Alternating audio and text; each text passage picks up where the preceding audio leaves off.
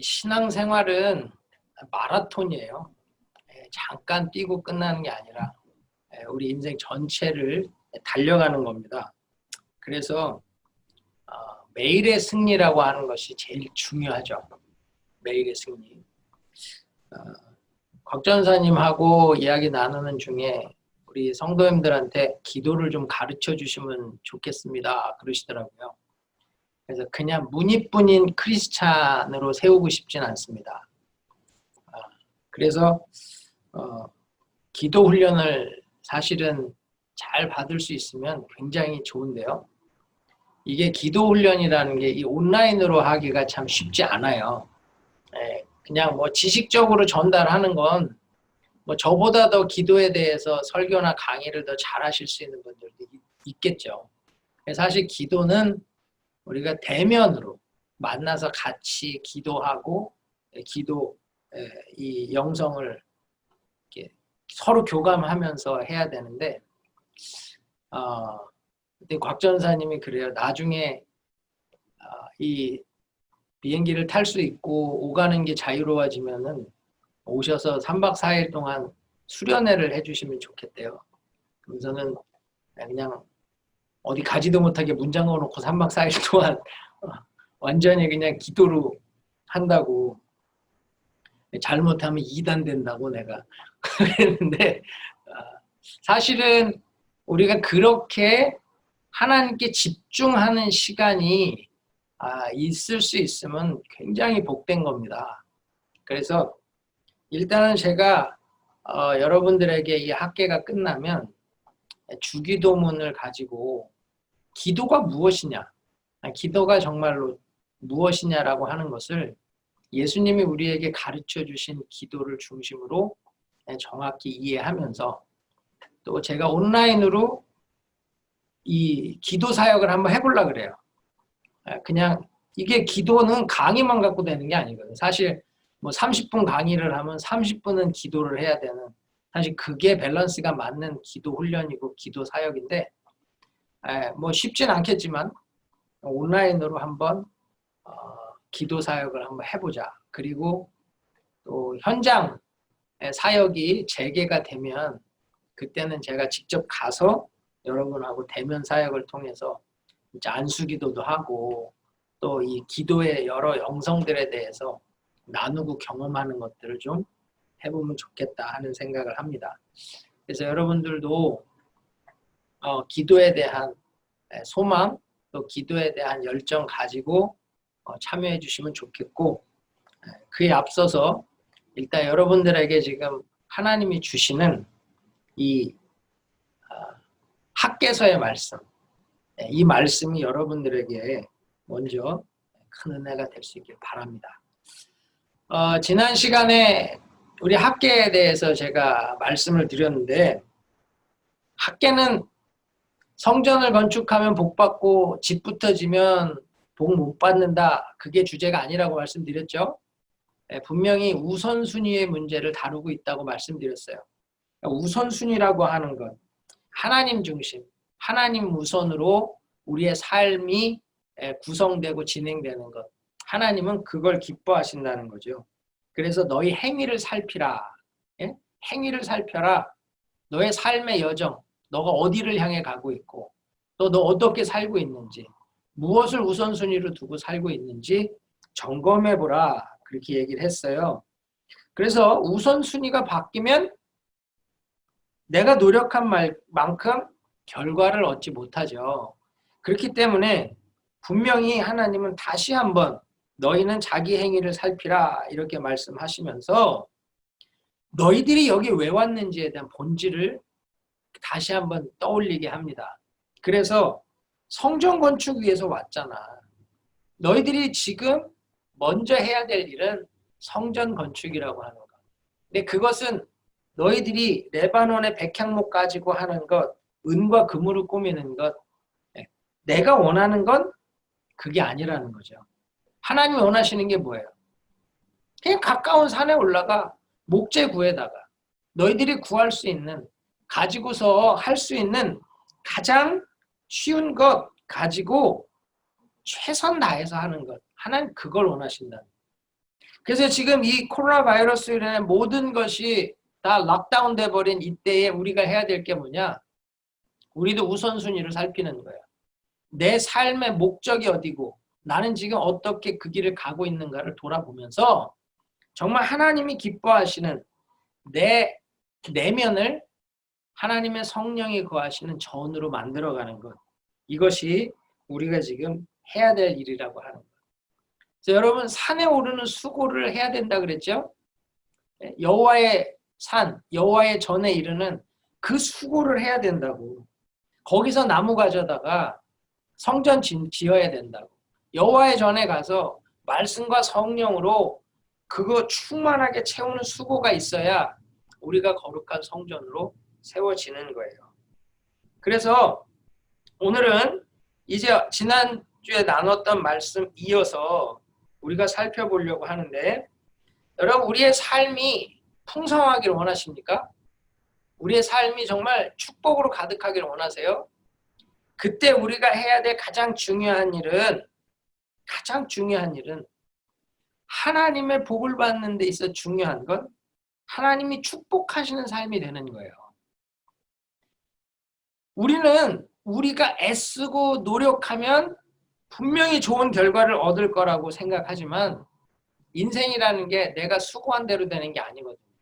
내가 노력한 대로 되는 게 아니에요. 분명히 하나님의 축복이 있어야 된다는 거예요. 여기 지금 9절부터도 나오는 말씀이 너희가 많은 것을 바랬으나 도리어 적었고 너희가 그것을 집으로 가져갔으나 내가 불어버렸느니라. 하나님이 훅 불어버리면 다 없어지는 거예요. 이 사람들이 11절 보세요. 내가 이 땅과 산과 곡물과 새 포도주와 기름과 땅의 모든 소산과 사람과 가축과 손으로 수고한 모든 일에 한재를 들게 하였느니라. 이 한재가 뭐냐? 가뭄이에요. 가뭄. 근데 이게 앞에 4절에 나오는 황폐하였다 그러죠. 황폐. 이 성전이 황폐한 것, 이 황폐라고 하는 단어가 이 쾌락. 근데 이 한재라는 단어가 뭐냐? 초락, 코락. 워드 플레이를 하시는 거예요. 하렙, 코렙. 그 말이 뭐예요? 성전이 황폐한 너희들의 목적을 상실하고 살면 코렙, 너희들의 일상도 한재가 된다는 거죠. 이 한재를 들게 하시는 주어가 뭐예요? 내가, 하나님이. 정말로 이 바벨론에서 돌아온 백성들은 정착하기 위해서 정말 힘쓰고 애썼는데 하나님이 그들의 것을 불어버리고 이 가뭄이 들게 하고 황폐케 해서 그들의 삶은 풍요로운 게 아니라 피폐해졌다는 거예요. 그래서 여러분 정말로 우리의 삶에 내가 열심으로 수고하고 애쓰는 노력도 필요하지만 그보다 더 중요한 건 하나님이 축복하셔야 삶은 풍요로워진다는 거예요. 여러분 지금 삶이 내가 힘쓰고 애쓰는 만큼 수고한 만큼 결과가 나오지 않습니까? 그러면 왜 나는 이렇게 열심히 살아도 안 될까? 그것 때문에 좌절하거나 낙심하지 마시고 하나님의 은혜를 구하시는 거예요. 주님, 나를 불쌍히 여겨주시고 내게 은혜를 주세요. 하나님의 복이 아니면 살아갈 수 없습니다. 우리는 복을 구하는 것을 굉장히 저급한 신앙처럼 생각해요.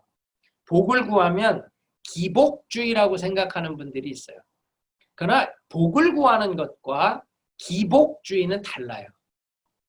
복을 구한다라고 하는 건 이 복, blessing이라고 하는 건요. 하나님만 주실 수 있는 은혜가 복이에요. 그게 우리는 우리 수준에서 생각하니까 돈이고 건강이고 형통이고 이렇게 생각하지만 진짜 이스라엘 백성들에게 하나님께서 매를 드셔요. 지금 이스라엘 백성들에게 이 가뭄, 황폐함이 들게 하세요. 이게 뭐예요? 우리의 수준에서 볼 때는 재앙이에요. 저주예요. 심판이에요. 그런데 영적으로 보면 어때요? 복이에요. 이게 진짜 복이에요. 왜요? 본질을 추구하게 되잖아요. 성전을 지러 왔다고 하는 사명에 다시 집중하게 되고 이들에게 허락하신 사명, 성전 재건을 이루어내잖아요. 그게 이들에게 복 아닙니까? 그러고 나니까 어떻게 돼요? 우리 다음 주에 살피겠지만 학계 2장 거기서 뒤에서 보면 뭐라 그래? 오늘부터 내가 너희에게 복을 주리라. 오늘부터 내가 너희에게 복을 주리라 약속하시거든요. 하나님은 우리를 멸망으로 완전히 무너지게 하기 위해서 심판을 하시는 게 아니에요. 하나님의 백성을 향한 심판은 돌아오게 하기 위함이요. 복을 주기 위함이라는 거예요. 우리가 세상에서 얘기하는 돈, 건강, 형통 이것만을 추구한다면 그건 기복주의죠. 정말 복만을 추구하는. 그러나 하나님만이 주실 수 있는 그 복을 구하는 건 우리가 반드시 추구해야 될 일이라는 거예요. 여기 지금 여러분의 삶이 한번 학개서의 말씀처럼 너희의 행위를 살필지니라. 우리의 삶을 한번 돌아보는 시간을 가져야 돼요. 이 코린틴 기간 동안에 한번 돌아보는 거예요. 내가 과연 목적을 바로 설정했는가? 그 목적을 향해서 제대로 가고 있는가? 그 과정에 내가 거룩과 의를 이루고 살아가고 있는가? 이걸 돌아볼 수 있고 그 일을 이룰 수 있다면 그게 복인 거죠. 그래서 여러분 진짜 나의 행위를 돌아보는 데서 내 우선순위를 다시 점검하는 데서부터 우리가 하나님을 추구하고 나가면 하나님 우리에게 복을 주신다는 거예요. 여기 12절 말씀을 보면 이 스룹바벨과 여호수아와 모든 백성이 하나님 여호와의 목소리와 선지자의 학개의 말을 들었다라고 나와요. 인생의 제일 축복이 뭔지 압니까? 말씀이 들리는 거예요. 하나님의 말씀으로 들려지는 것. 이게 복이에요. 똑같은 말씀을 전하고 똑같은 말씀을 들어도 누구는 은혜를 받고 누구는 은혜를 받지 못해. 왜 그런 줄 알아요? 들리는 사람에게는 말씀이 하나님의 음성으로 들어오기 때문에 열매를 맺어요. 그러나 들리지 않는 사람은 이게 하나님의 음성이라 할지라도 들리지 않기 때문에 그것이 결과를 만들지 못한다는 거예요. 여러분 예배 때 가장 큰 축복이 뭔지 압니까? 말씀이 들리는 거예요. 하나님의 말씀이 들리고 그 말씀을 전하는 주의 종의 말씀이 들리는 것. 이게 복이에요. 말씀이 들려져야 우리의 신앙은 성장하고 말씀이 들려져야 우리의 신앙은 복을 받는 거예요. 많은 사람들이 자기가 듣고 싶은 설교만 듣죠. 듣고 싶지 않은 설교는 딱 들으려고 하질 않아요. 특별히 헌금 설교 같은 건 딱 또 헌금, 또 돈 내라고, 또 이게 이런 식으로 되는 분들이 있거든요.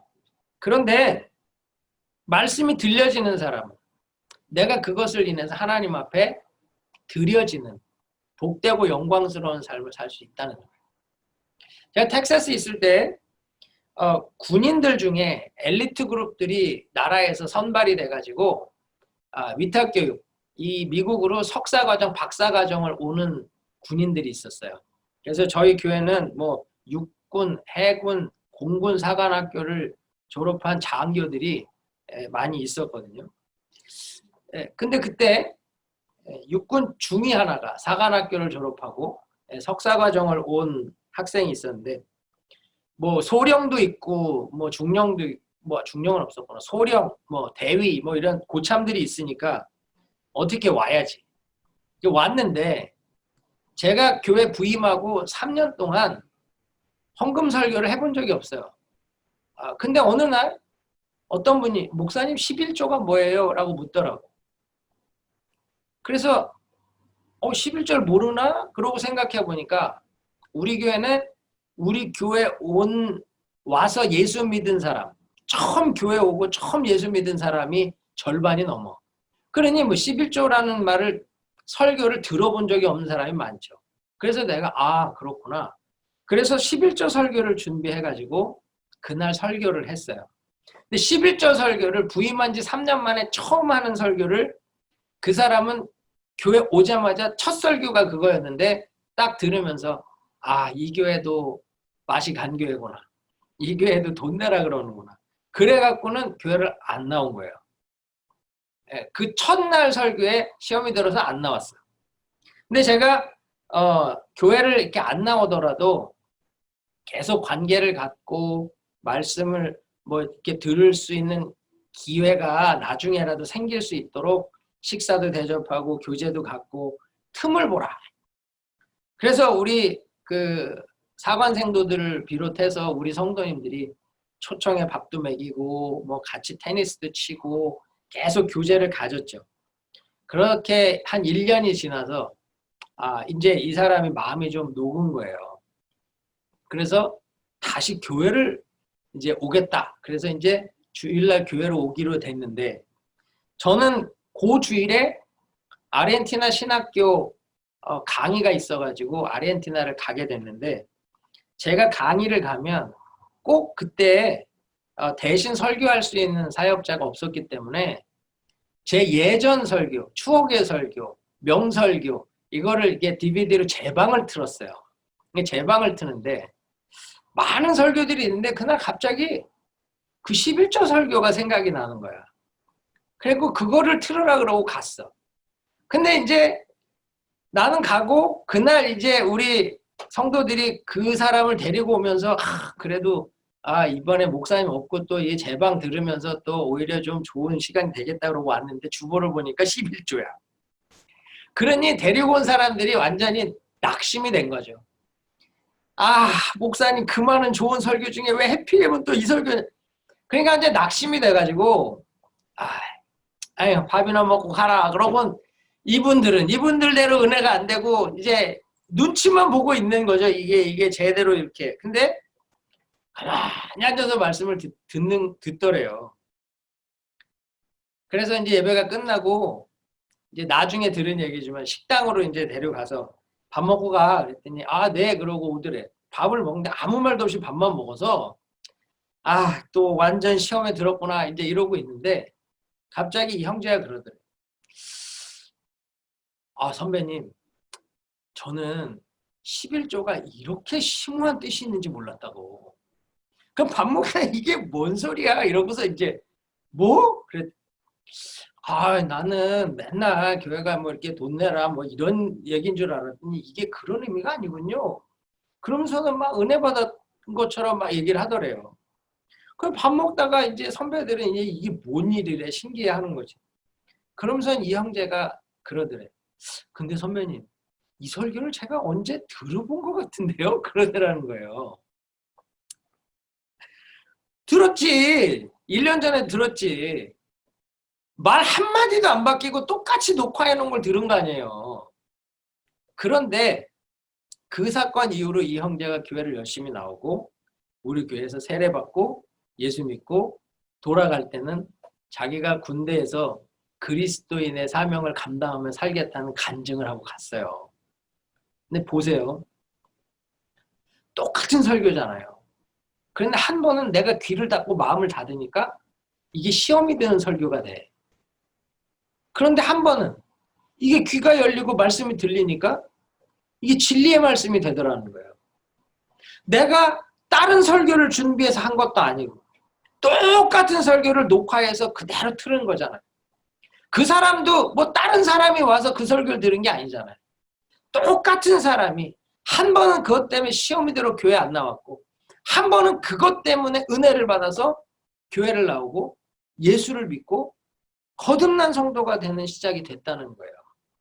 자, 그러면 말씀 전하는 자의 잘못이에요? 듣는 자의 잘못이에요? 참 신기하죠? 누구의 잘못도 아니에요. 문제는 뭐냐? 들려질 때는 복이 되는데 들려지지 않으면 오히려 그게 나에게 유익이 없는 말씀이 되더라는 거예요. 그래서 여러분 설교를 들을 때에 내가 안 들린다, 뭔가 걸린다, 뭐가 말씀이 자꾸 부딪힌다, 그럴 때는 전하는 자에게도 잘못이 있을 수 있어요. 분명히 전하는 자가 정말로 잘못 전해서 걸릴 수도 있어요. 그러나 그게 아니라면 분명히 내가 말씀의 은혜를 받지 못하고 있는 것이고 그것이 결국은 나를 복된 길로 인도하지 못하는 거예요.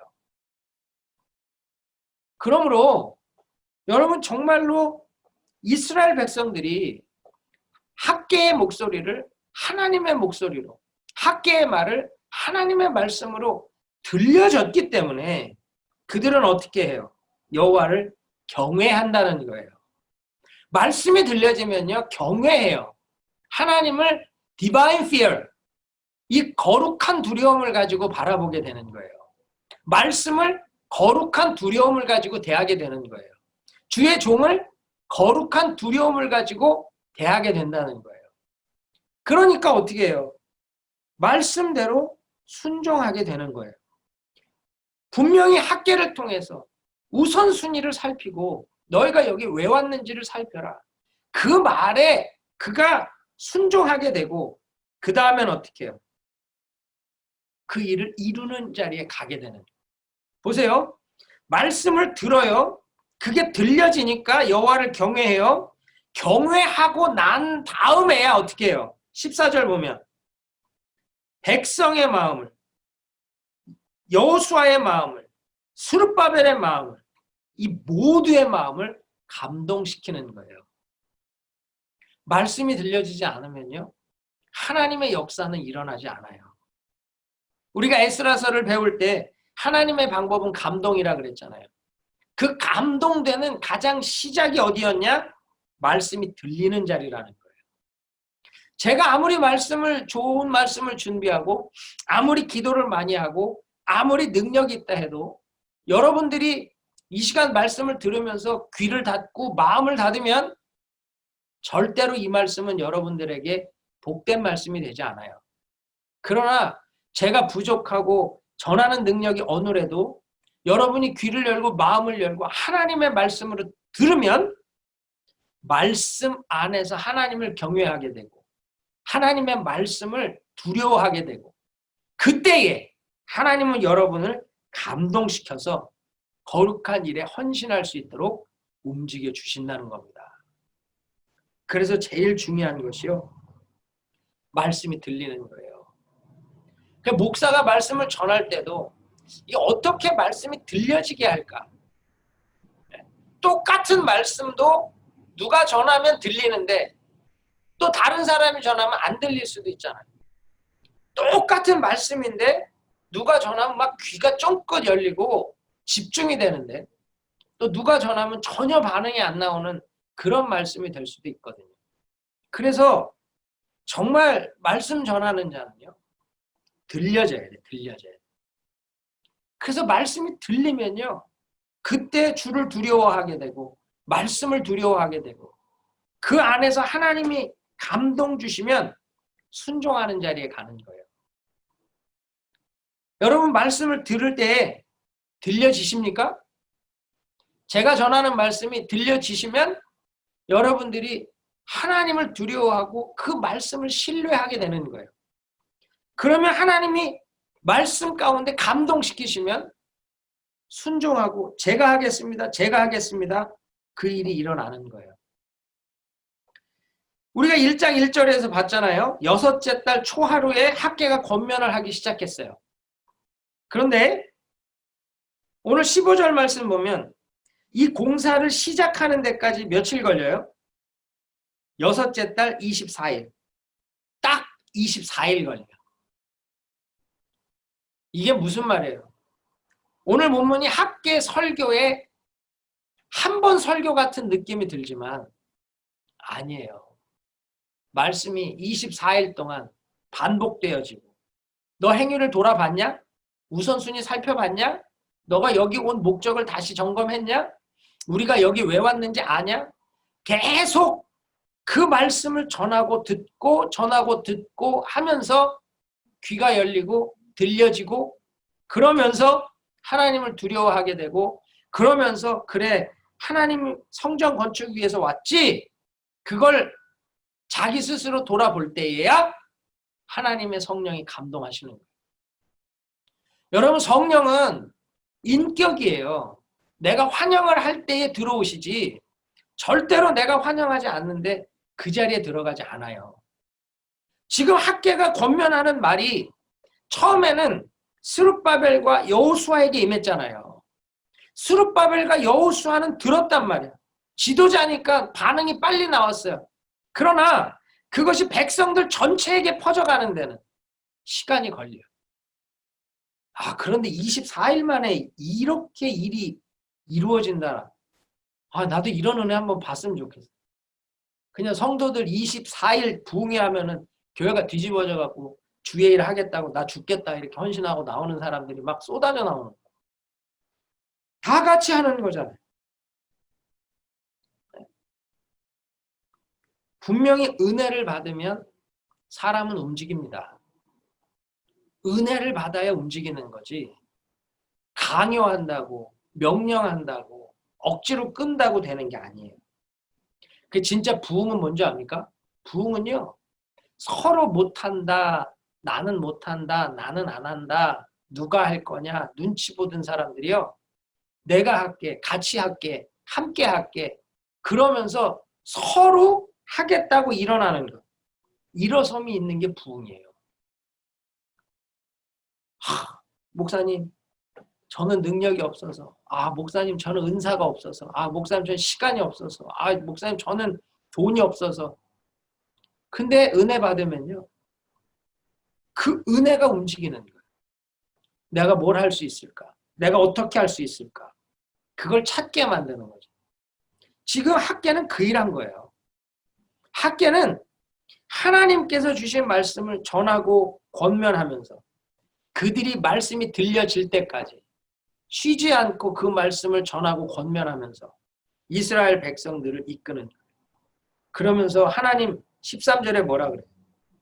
내가 너희와 함께하노라. 내가 너와 함께해. 이것만 믿으면 할 수 있다는 거예요. 내가 너와 함께해.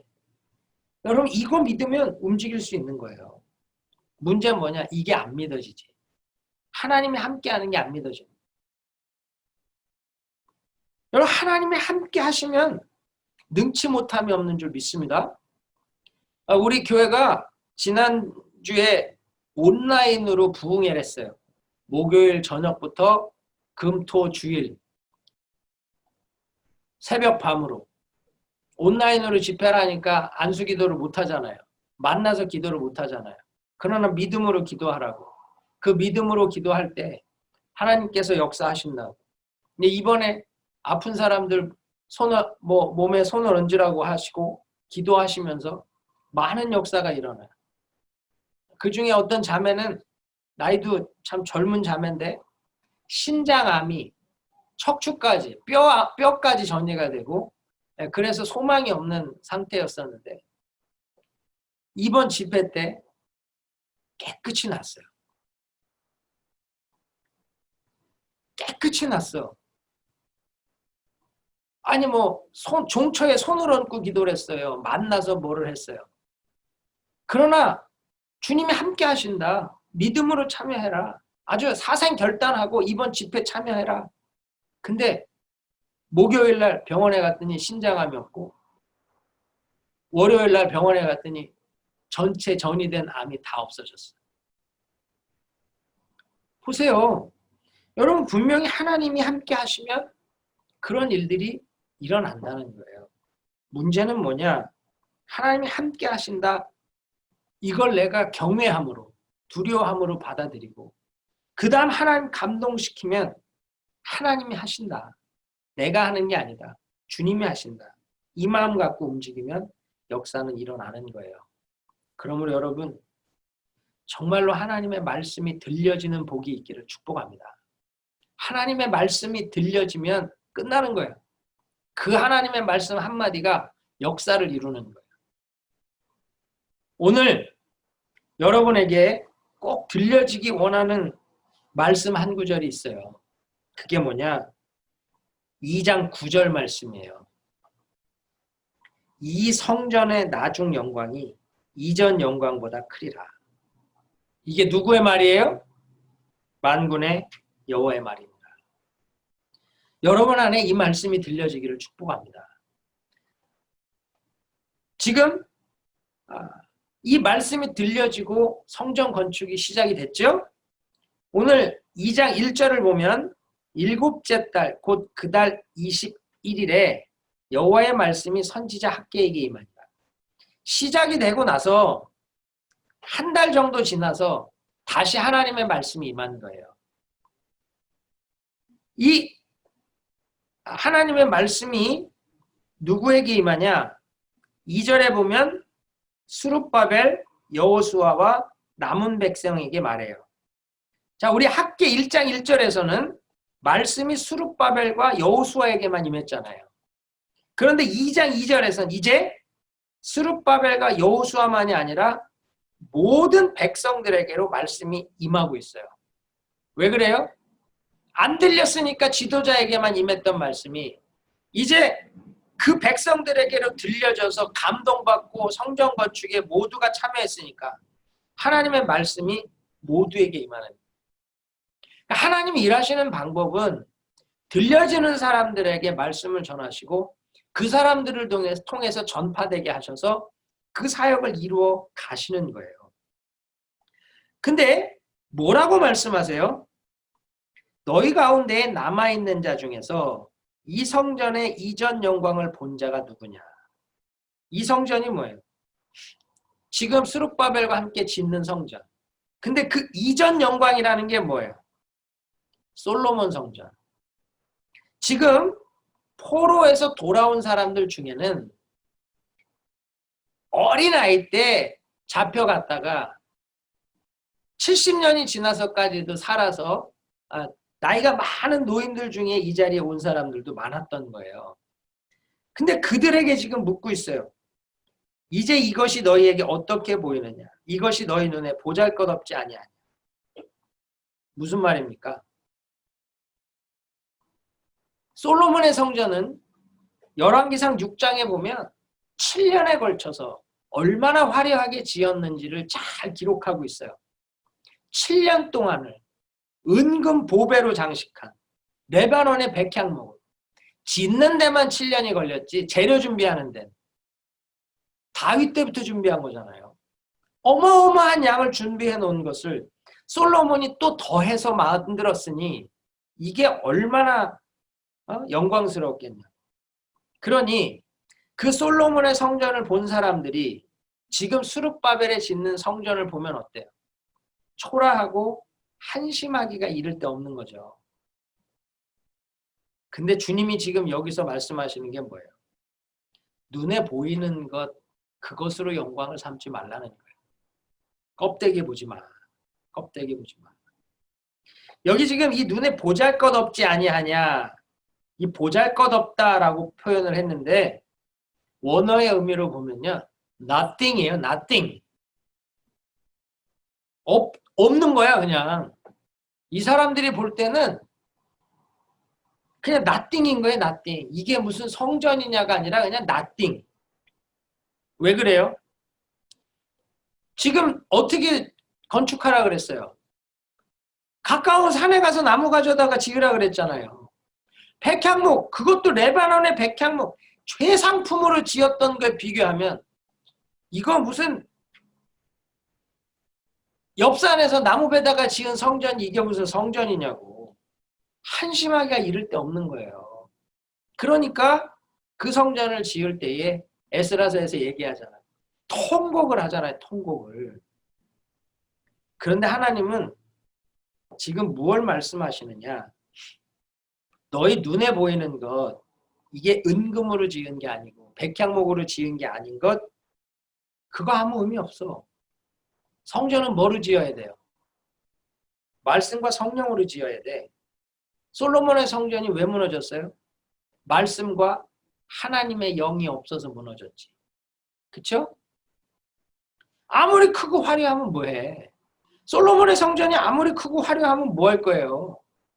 그 안에 말씀이 없고 하나님의 영이 거하지 않으시는데 그거는 그냥 금덩어리고 돌덩어리고 백향목으로 지금 건물이지. 아무것도 아닌 거예요. 그래서 여기서 지금 보여주고자 하는 게 뭐냐. 성전은 외관이 아니에요. 외관이 아니에요. 외형이 아니에요. 뭐예요? 임재예요. 임재. 하나님의 말씀과 하나님의 영이 임재하고 있느냐. 이거라는 거예요. 그래서 지금 이 학개서에서는 예수라는 말이 나오고 있지는 않지만 성전은 곧 예수예요. 성전은 곧 예수고 예수가 곧 뭐예요? 하나님의 영광이에요. 이렇게 보시면 자, 예수님이 요한복음 2장에 성전에 가십니다. 유대 성전에서 장사하는 그 도두의 강도의 구렬로 만들어 놓은 걸 보고 다 들러 엎으시죠? 그리고 뭐라 그러세요? 이 성전 허물어! 내가 사흘 만에 지을게. 그 말씀을 가지고 여기에 한번 비춰보자고요. 솔로몬의 성전 다 허물어. 다 허물었잖아요. 지금 스룹바벨을 통해서 다시 짓기를 원하는 거죠. 뭐를 지으라는 거예요? 예수가 오실, 예수의 재림을 예수의 초림을 준비할, 예수님을 맞이할 성전, 하나님의 임재할 성전, 그거 지으라는 거예요. 그거. 아시겠습니까? 지금 이 사람들이 자꾸 외관에 집착해. 솔로몬의 성전을 봤으니까. 그것같이 아름답게 짓기를 원하고 싶은 거예요. 그런데 진짜 주님이 원하는 성전은 뭐예요? 예수의 예수. 예수. 하나님의 말씀. 그렇죠? 하나님의 임재. 예수가 뭐예요? 하나님이신 분이 우리 가운데 임재하신 거잖아요. 하나님의 성전은 말씀과 성전으로 성령으로 채워져야 된다는 거예요. 그게 진짜 성전이라는 거죠. 여러분, 우리도 보잘것없어 보이죠. 그렇죠? 우리가 무슨 잘생긴 것도 아니야. 능력 있는 것도 아니야. 돈이 많은 것도 아니야. 권세가 있는 것도 아니야. 부족해 보여요. 참 보잘것없어 보여. 세상에 권세 가진 자가 보면 nothing이야. 우리 아무것도 아니에요. 그런데 우리 안에 말씀이 임하고 성령이 임하면 우리는 하나님의 성전의 가치가 되는 거예요. 내 가치를 높이는 건 명품 백을 들고 머시디를 타고 그게 내 가치를 높이는 게 아니고 하나님의 말씀과 성령이 임하는 하나님의 전이 되어지면 내 가치는 하나님이 세우시는 가치까지 올라갈 수 있는 겁니다. 그래서 저는 글로리교회, 퍼듀교회, 우리 은혜교회 모두가 예수로 충만한 교회, 정말 예수로 만족하는 교회, 예수로 영광이 가득한 교회, 그 교회를 만들 수 있기를 축복합니다. 그래서 지금 이 학개가 낙심하는 이 이스라엘 백성들을 격려하기 위해서 지금 이 말씀을 전하는 거예요. 이스라엘 백성들을 격려하기 위해서 하나님이 학개에게 이 말씀을 주시는 거예요. 그러면서 4절에 얘기하죠.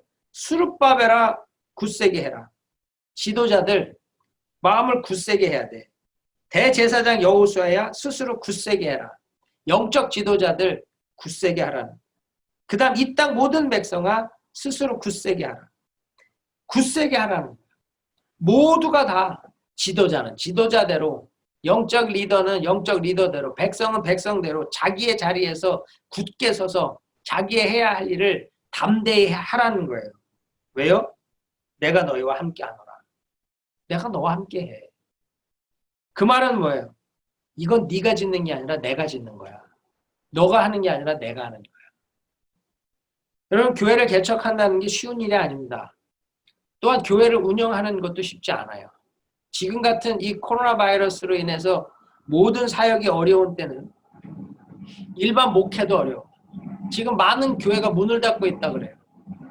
재정이 안 되고 교회를 운영할 수 있는 방법이 없어서 목회자들이 사임을 하고 교회들이 문을 닫는 일들이 생겨요. 이때 저는 우리 목회자들, 우리 성도들이 이 학개서의 말씀을 붙들고 일어설 수 있으면 좋겠습니다. 지금 비즈니스도 어렵죠? 이 땅을 사는 것 자체가 어려워지는 때가 돼요. 그때 이 하나님이 우리에게 주시는 말씀, 내가 너와 함께해. 그러니 굳세게 하고 도전해봐, 진행해봐. 그 말씀 안에 힘을 얻고 일어설 수 있기를 축복합니다. 분명히 하나님이 이 말씀을 하시면서 저와 여러분에게 계속 소망의 메시지를 주세요. 5절의 말씀을 보면 너희가 애굽에서 나올 때에 내가 너희와 언약한 말과 나의 영이 계속하여 너희 가운데 머물러 있나니. 애굽에서 나올 때가 언제입니까? 네? 모세 때예요. 이건 지금 모세의 때인데 사사기를 지나 다윗 때를 지나 바벨론 포로를 지나 이게 지금 얼마나 시간이 오래 지났는데 그런데 뭐라 그래요? 출애굽 때에 주었던 말씀과 성령은 아직 너희들 가운데 계속 있다는 거예요. 이 말은 뭐예요? 지금도 저와 여러분에게 하나님의 약속의 말씀과 성령은 우리 가운데 여전히 머물러 계시는 줄 믿으시기 바랍니다.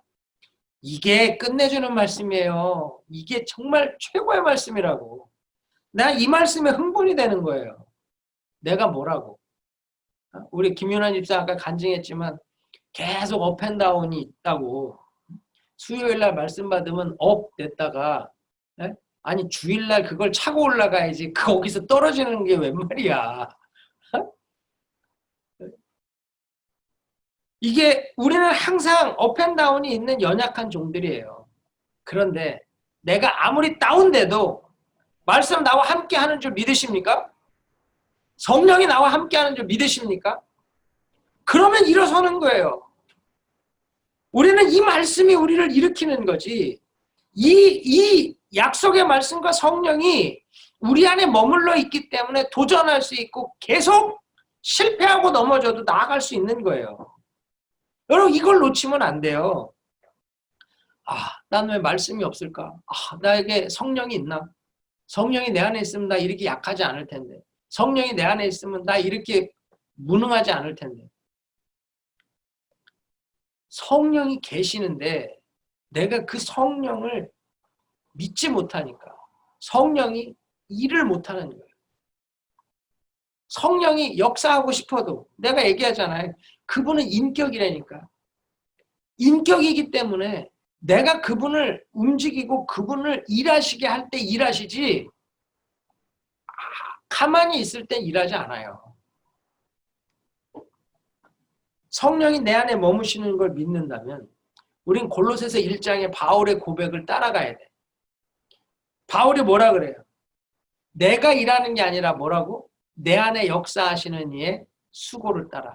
내가 힘을 다하여 수고한다고. 내가 하는 게 아니라는 거야. 난 못한다는 거야. 야, 나도 맞는 거 아파. 돌로 맞으면 죽어. 나도 정말로 편하게 있고 싶고 쉬면서 하고 싶어. 그런데 그가 그렇게 움직이는 이유가 뭐예요? 내 안에 있는 성령. 그 성령이 내 안에서 이미 일하고 있다는 거예요. 역사하고 있다는 거예요. 수고하고 있어. 나는 그걸 믿기 때문에 그 수고를 따라 나도 힘을 다해 수고한다고. 이 사람 안에서 위대한 일이 일어나는 겁니다. 저는 글로리 교회 성도님들이 이걸 믿으시면 좋겠어요. 주의 말씀과 주의 성령이 여러분 안에 있는 걸 믿으십니까? 여러분들이 믿고 기도하면 병자가 낫고 귀신이 떠나고 마지막 때 성도들이 영적 각성을 통해 부흥을 향해 나아간 그 일이 일어날 걸 믿으십니까? 분명히 돼요. 된다고. 학계처럼 24일을 계속 전하지 못하니까 안 되지. 계속 그 말씀에 순종하며 힘을 다해 수고하면 분명히 그 놀라운 역사가 일어나는 거예요. 그러니까 너희 안에 약속의 말씀과 나의 영이 계속하여 너희 가운데 머물러 있나니 두려워 마. 여러분 가운데도 두려운 분들이 있으실 거예요. 두려워하지 마세요. 하나님이 여러분과 함께 하시고 그 하나님이 여러분과 동행하시고 그 하나님 여러분 통해 놀라운 일을 이루어 가시는 줄 믿습니다. 분명히 그 하나님을 믿는다면 여러분 그 성령이 일하시고 계시다는 걸 믿고 도전하세요. 내가 도전할 때 내 안에 놀라운 역사가 일어나는 거예요. 6절 보면 만군의 여호와가 이같이 말하노라 조금 있으면 내가 하늘과 땅과 바다와 육지를 진동시킬 것이요. 이 조금 있으면이라는 단어의 히브리어 원어에는 한 번 더라는 의미가 있거든요. 원래 이거 그대로 직역하면 한 번 더 조금 있으면 내가 이 일을 행할 거라는 거예요. 그 말은 뭐예요? 출애굽 때 하나님이 개입하셨던 것처럼 한 번 더 주님이 개입하실 거라는 거예요. 성전 건축을 위해서. 언제? 조금만 있으면. 조금만 있어 보라는 거예요. 이 하늘과 땅과 바다와 육지를 진동시킨다. 이 말은 하나님이 온 땅의 주인이다. 주권자다라고 하는 걸 의미해요. 그래서 하나님이 주권적 개입을 하실 것을 말씀하시는 거고 모든 나라를 진동시킨다. 모든 나라를 떨게 만들고 모든 나라를 움직이게 만들어서 모든 나라의 보배가 이제 이 성전에 이를 거라는 거예요. 모든 나라의 보배가 이른다. 열왕기상 10장에 보면 스바 여왕이 솔로몬에게 모든 많은 보물을 가지고 오죠. 그와 같은 일이 일어날 것을 지금 말씀하시는 거예요. 모든 나라가 무릎을 꿇고 존경하고 사모하는 곳이 될 거라는 거죠. 또한 이거를 다르게 이 히브리어를 해석을 하면 소망하다라는 걸로도 해석이 돼요. 그래서 이 모든 나라가 소망하는 것이 이 성전에 이루어질 거다. 모든 열국이 소망하는 것이 이 성전에 충만하게 될 거다. 그런 의미가 되는데 물론 또 이 보배라고 하는 것을 그 예수 그리스도다. 그렇게 해석을 하는 사람도 있어요. 이 뒤에 이제 스룹바벨의 인장과 연결해서. 그런데 이 보배가 복수예요.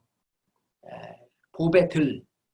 그리고 그렇기 때문에 이것을 메시아적 해석으로 하는 데는 조금 무리가 있어요. 어쨌든 중요한 건 뭐냐면 하나님은 이 성전에 영광이 충만하게 할 거라는 거죠.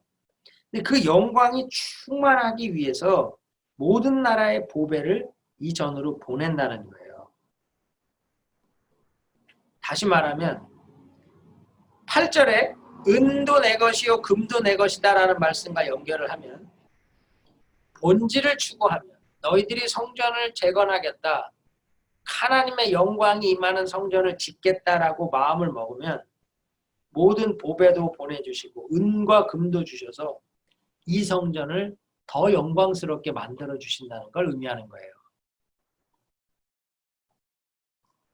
여러분의 내면을 하나님의 성령으로 말씀으로 충만하고 하나님이 임재하는 거룩한 전으로 만들려고만 하면 하나님은 모든 보배와 은과 금을 여러분에게 주셔서 여러분을 통해 하나님의 놀라운 일을 이루어 가실 수 있도록 축복하신다는 거예요. 그러니까 지금 학계를 통해 하시는 말씀은 뭐예요? 성전은 보물로 채웠다고 영광스럽다는 게 아니죠. 그렇죠? 보배가 온다고 영광스러운 게 아니고 은과 금으로 지어졌다고 영광스러운 게 아니라 본질은 뭐예요? 하나님의 말씀과 영으로 충만해지면 말씀과 영으로 충만해지면 은과 금과 보배는 그 영광을 위해 쓰여질 도구로 채워주시고 부어주신다는 거예요. 그러니까 성전을 은과 금으로 짓지 못한다고 속상해하지 말라는 거예요. 그게 본질이 아니라는 거예요. 너희들은 말씀과 성령이 임할 그 전만 지으라는 거예요. 그냥 나무 구에다가 짓는 것 같고 주변에 돌 깎아서 짓는 것 같은데 그 하나님은 영이 거하고 말씀이 거할 전을 원한다는 거예요. 그 하나님의 영이 거하고 말씀이 거할 전만 지어지면 그 자체로 영광스럽고 충만해져서 보배도 보내주시고 은도 주시고 금도 주셔서 그 하나님의 영광을 높일 수 있는 일들을 하게 해준다는 거죠. 여러분, 우리는 은과 금을 추구하는 존재들이 아닙니다. 땅 보고 사는 인생이 아니고 우리는 하늘 보고 사는 인생이에요. 우리는 이 땅에 소망을 두고 사는 사람이 아니라 하늘에 소망을 두고 사는 사람. 그렇다면 우리는 은과 금에 묶일 사람들이 아니고요. 하나님의 말씀과 하나님의 영이 임재하는 것을 구하고 사모하는 그 자리에 가야 된다는 거예요. 요한복음 1장 14절에 보면 말씀이 육신이 되어 우리 가운데 거하신. 말씀이 육신이 되어 우리 가운데 거하셨대요. 이게 누구죠? 예수.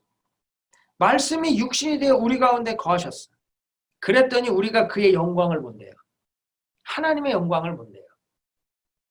예수가 임해야 영광을 보는 거예요. 말씀이 육신이 되어 오신 예수가 부활하시고 하늘에 올라가셔서 우리에게 성령을 보내주셨죠. 그러니까 말씀과 성령이 우리 가운데 거하셔야 우리는 그 영광을 보고 그 아버지 독생자의 영광이요 은혜와 진리가 충만하다. 이 놀라운 은혜를 누릴 수 있는 겁니다.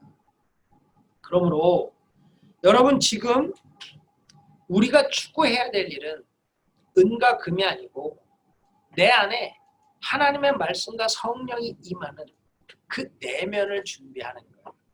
그 내면을 준비할 수만 있으면 거기서부터 하나님은 놀라운 일을 이루시는데 9절 말씀, 이 성전의 나중 영광. 이 성전은 뭐죠? 지금 짓고 있는 스룹바벨 성전. 이 스룹바벨 성전의 나중 영광이요. 이전 영광. 이전 영광은 뭐예요? 솔로몬의 영광. 솔로몬 성전의 영광.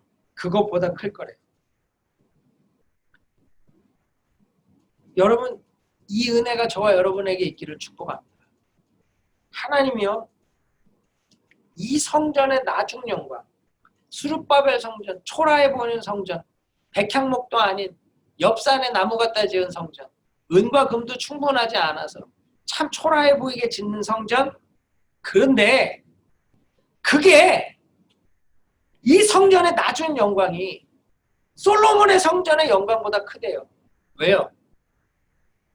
주님이 오실 거니까. 주님으로 채워지는 성전이 될 거니까. 주님으로 완성되는 성전이 될 거니까. 예수로 말미암는 성전이 될 거니까. 솔로몬의 성전과는 비교할 수 없는 영광스러운 성전이 된다는 겁니다.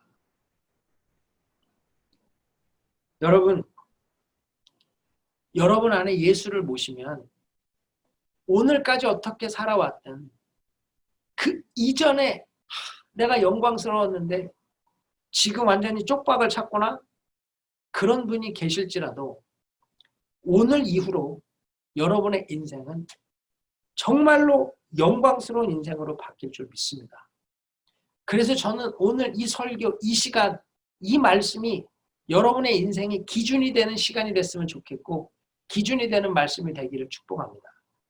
지금까지의 이전 영광 다 필요 없고 앞으로의 영광이 하나님이 주시는 영광, 정말로 심히 큰 영광, 그 복이 임하기를 축복합니다. 제가 올해 50이 돼요. 한번 우리 담임 목사님하고 얘기하다가 목사님, 저도 이제 올해 50입니다. 목사님 기절을 하시는 거야. 사모님이, 어머, 안 목사님 벌써 50이에요? 근데 목사님이 너무 놀라셨나 봐. 근데 목사님이 예, 저한테 카드를 한 장 주시면서 그 카드에 이 학계 2장 9절 말씀을 적어서 주셨어요. 근데 그게 제가 잊고 살았던 말씀이에요. 하나님 나에게 주셨던 말씀이에요.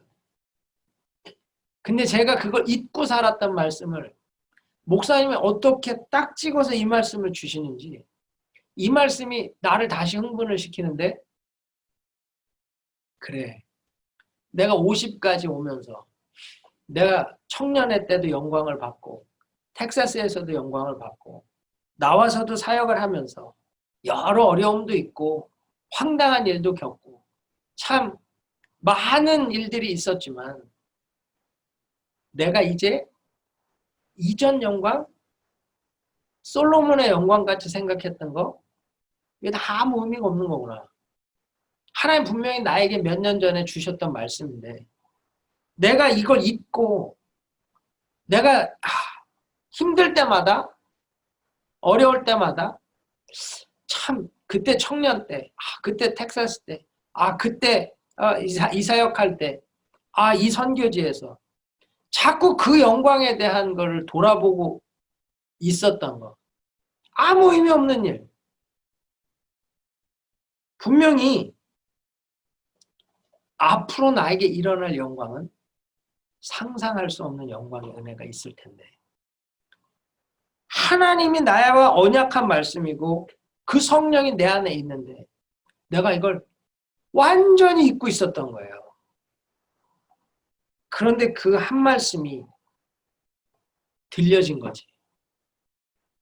학계를 통해서 이스라엘 백성에게 주듯이 우리 담임 목사님을 통해서 그것도 딱 카드에 한 절 적은 그 한 절이 내게 들려지기 시작하니까 내가 다시 꿈을 꾸게 되고 다시 소망을 갖게 되고 다시 도전하게 되는.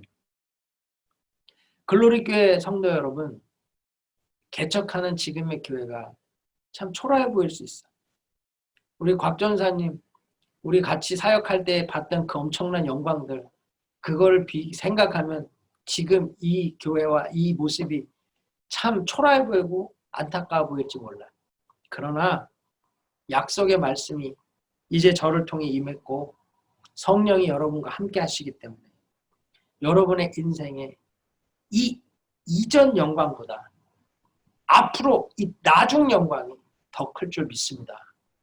분명히 하나님께서 이 약속의 말씀으로 여러분들을 축복하고 계시고 개척교회의 모습이 답답하고 안타까울지 몰라도 분명히 여기서 예수가 임하고 예수만 붙들면, 예수로 말미암는 교회를 세우면 그 예수와 함께 영광이 충만한 교회가 만들어지고 세워져 갈 줄 믿습니다. 우리 은혜교회도 마찬가지예요. 정말로 우리 지금까지 엄청나게 많은 사역을 해왔고 엄청나게 많은 역사를 보았어요. 그런데 이 코로나 바이러스로 인해 모든 사역이 멈춰지고 모든 선교가 멈춰진 상황에 참 이게 뭐냐, 우리가 하던 일이 얼마나 많고 컸는데 그게 아니고 이 이후로 2020년을 기점으로 이제 2021년부터 우리 안에는 어마어마한 영광스러운 일들이 있겠구나. 어마어마하게 영광스러운 일들이 나타나겠구나. 여러분 그거 믿고 달려갈 수 있기를 축복합니다. 저는 그 하나님의 약속을 믿고 이 말씀을 나에게 주신 것이 다시 기억나게 하면서 내가 이 말씀을 붙들고 정말로 그 영광을 보기 위해 내 앞으로의 남을 삶을 달려가야 되겠다. 내 삶에 예수가 임하여 예수로 말미암는 영광이 나타나는 것. 내가 그걸 향해서 간다면 지금까지의 삶은 아무것도 아니고 이제 앞으로 내게 주어질 자리에 어떠한 영광이 있을까? 이걸 기대하고 소망하며 나아가기로 결단하는 거죠. 여러분도 마찬가지예요. 퍼듀교회도 마찬가지고 정말로 하나님 안에서 과거를 음미하고 과거에 빨대 꽂고 빨고 먹고 있으면 안 돼. 진짜 신앙생활은 오늘이고 오늘을 딛고 내일을 향해서 가는 거예요. 분명히 그 하나님의 영광을 위해서 가는 것. 그래서 오늘 이 말씀이 여러분들에게 굉장히 중요한 기준점이 되는 시간, 기준점이 되는 말씀 되기를 축복합니다. 우리 교회들이요.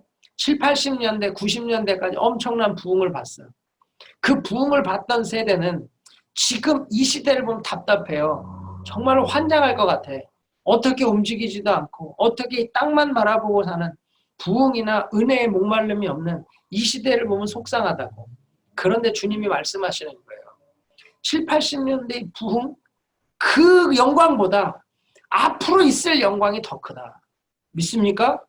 우리는 주의 재림을 준비하는 자들이기 때문에 이제 앞으로 우리에게 주어질 사역과 그 일들은요, 더 어마어마한 일들이 우리에게 주어지고 우리가 해나갈 수 있을 거예요. 예전에는 전도하고 선교하는 게 가기만 하면 역사가 있었잖아요. 예전에 한국의 아파트 단지가 들어서면요, 1층부터 15층까지 가가호 방문하고 내려오면 한 주에 100명씩도 전도를 했었어요. 우리 한국에 있을 때 전도사님, 여자 전도사님 한 주에 100명씩 1년에 정말 엄청나게 많은 사람들을 전도하고 했었던 때가 있다고요. 그런데 지금은 아무리 전도해도 움직이지도 않아요. 선교지도 이제는 다 선교사들 때문에 스포일 돼가지고 그냥 돈 주면 이리 움직이고 저리 움직이고 누가 더 많은 물건 주나에 움직이는 NGO들의 사역으로 인해서 구제 활동은 많이 됐지만 복음은 희석이 돼서 그냥 복음 없는 구제와 선교가 판을 치는 시대도 지금 우리 안에 이루어지고 있단 말이죠. 그런데 분명히 마지막 때 대부흥이 있고 그 마지막 대부흥이 우리의 몫이라면 우리는 더 큰 영광을 볼 거예요. 흥분되지 않습니까? 나만 흥분되나? 난 지금 완전히 오늘도 어느 선교단체 차세대 지도자가 될 분하고 만났어. 둘이 만나갖고 얘기하는데 막 흥분이 돼. 그분이 나보고 혁명가래. 목사님이 혁명을 하면 내가 그 조직에 들어가서 따라가겠습니다. 이러고 있어요. 나는 선교사님이 하는 일에 좀 끼워줘요. 이러면서 중요한 게 뭐냐? 선교가 엔타임이라고 하는 파이널 데스티네이션, 마지막 종착점이라는 그 목표점이 흐리지 않은 상태에서 이 파이널 데스티네이션을 정해놓은 여기가 흔들리지 않는다면 우리가 거기에 맞는 선교 지향점을 연결시키는 것이 지금 우리가 해야 될 일이라는 거죠. 그런데 이 파이널 데스티네이션이 헷갈리고 흔들리니까 지금 떠드는 이야기들이요, 정말로 안타까운 말이 얼마나 많은지 몰라요. 여러분, 지금 분명히 과거의 부흥의 시대를 경험했던 사람들이 볼 때는 답답하고 안타까워 보여요. 분명히 나중 영광이 더 큰 줄 믿으시기 바랍니다. 그래서 우리 글로리교회, 은혜교회, 퍼디교회, 우리 모든 교회들이요, 이 나중 영광에 대한 기대와 소망 갖고 가야 돼요. 우리 성도님들 나중 영광의 기대와 소망 갖고 나가야 돼요. 미국에 와서 내가 이렇게 살 줄 알았으면 내가 미국 오지 않는 건데 이런 분들도 있을 수 있잖아요. 그러나 오늘 이 말씀이 들려지면 이제 바뀝니다. 분명히 이 나중 영광이 크리라. 믿으십니까? 여러분 개인의 인생도요, 나중 영광이 클 거예요. 정말 주의 영광을 보는 자들이 될 거라는 거죠. 분명히 우리 안에 이 메시지를 주시고 이 말씀이 들려지는 자에게 이 일을 이루어 주실 줄 믿습니다. 그러므로 여러분, 내가 영광스러운 인생을 살 거라는 걸 믿으세요. 우리 교회는 영광스러운 교회가 될 거라는 걸 믿으세요. 이름만 글로리 교회가 아니고 진짜 하나님의 영광이 머무는 교회, 그 영광이 머무는 교회가 되려면 여러분 한 사람 한 사람이 하나님의 성령과 말씀이 거하는 전이 되어야 돼요. 그 하나님의 말씀과 성령이 거하는 전이 되면 하나님이 임하시는 거예요. 그 하나님이 임하시면 거기 영광이 머무는 거예요. 그 영광으로 충만한 은혜가 있기를 축복합니다. 저는 꿈을 꾸기 원해. 저와 여러분 모두가요, 이 성전이잖아. 내가 이 성전이에요. 스룹바벨이 지은 성전, 그게 바로 나라고. 우리 교회라고 이 성전의 나중 영광이 나 개인의 삶의 나중 영광이 이전 영광보다 클 거예요. 우리 교회의 이전 영광이 나중 영광보다 비교할 수 없고 정말 나중 영광이 더 큰 자리에 갈 겁니다. 여러분, 우리 이거 믿으시고 주와 동행하기를 축복합니다. 그러면요, 내가 이곳에 평강을 주리라. 하나님의 평강이 임해요. 평강. 전쟁이 없는 상태라 그랬죠? 하나님과 전쟁이 없는 상태가 회복된다는 거. 예수가 임하는데, 예수의 영광이 임하는데 삶이 어떻게 안 편해요? 교회가 어떻게 안 편해요? 예수의 영광이 임하면 그 안에 놀라운 평강이 우리의 삶을 주장하면서 우리를 승리하게 하는 줄 믿습니다.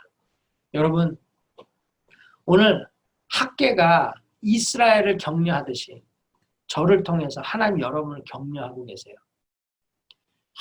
나는 언제쯤 쓰임받나? 내 인생은 언제쯤 달라지나? 오늘 시작이라고. 믿으십니까? 오늘 이 시작을 믿는 사람이 정말로 나중 영광이 이전 영광보다 큰 말씀의 은혜를, 약속을 경험하게 될 줄 믿습니다. 분명히 지금 이것이 여러분들에게, 여러분의 교회에 주시는 하나님의 말씀이라고 믿으시고 이 말씀을 받아 누리시는 저와 여러분 되기를 축복합니다. 하나님의 영광이 여러분 위에 머물 거예요. 예수 그리스도의 말씀과 그 성령이 여러분 위에 머물 거예요. 그 주님과 동행하시면서 역사를 이루시고 정말로 놀라운 영광을 만들어가는 저와 여러분 되기를 주의 이름으로 축원합니다.